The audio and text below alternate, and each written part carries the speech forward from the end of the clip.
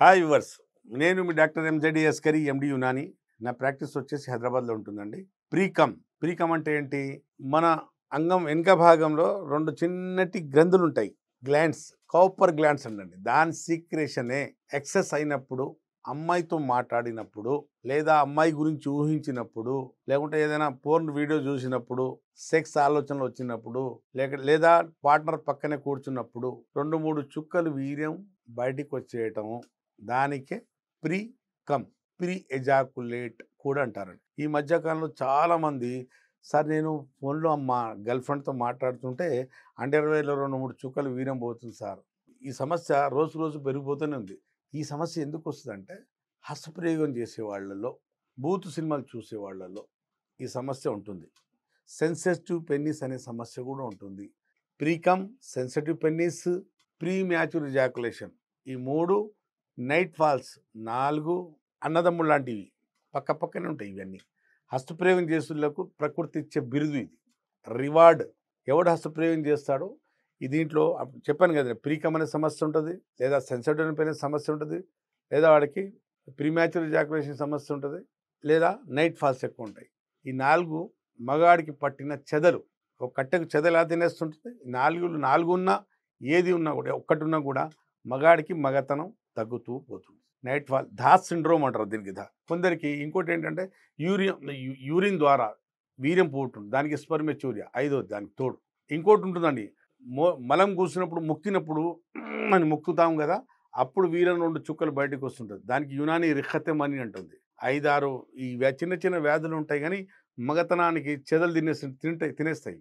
ఈ చిన్నవి అనుకోకూడదు. చెప్పాను కదండి, ప్రీకమ్ అయినా, ప్రీమ్యాచ్యూర్ ఎజాకులేషన్ అయినా, సెన్సిటివ్ పెన్నిస్ అయినా, నైట్ ఫాల్స్ అయినా, స్పెర్మేచ్యూరియా అయినా, రిఖతెమని అయినా, ఈ 6 డిసీజ్ చిన్న చిన్నవి ఉంటాయి, కానీ 6 కూడా మగాడి మగతనం పోయే వరకు వెంటాడడం కాదు, వేటాడతాయి. ఎందుకు వస్తాయి?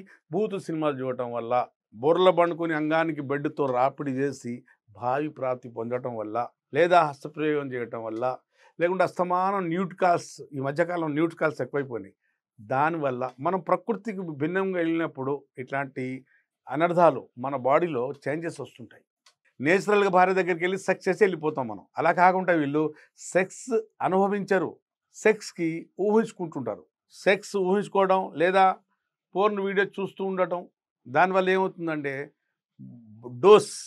డోపామిన్ అనే హార్మోను, ఆక్సిటోసిన్ అనే హార్మోన్, సీరోటోనిన్ అనే హార్మోన్, ఎండార్ఫిన్ అనే హార్మోన్, అలాగే టెస్టోస్టెరాన్ అనే హార్మోన్, ఈ హార్మోన్ ఇన్బ్యాలెన్స్ వల్ల మగతనం తగ్గిపోవటము, అలాగే వీర్య కణాలు సంఖ్య తగ్గిపోవటం, దాని మోటిలిటీ తగ్గిపోవటం, సంతానలేమి సమస్య తలెట్టడం, అలాగే ప్రీమ్యాచ్యూర్ ఎజాకులేషన్ సమస్య, ఎరెక్టైల్ డిస్ఫంక్షన్ అనే సమస్యలు వచ్చేస్తాయండి.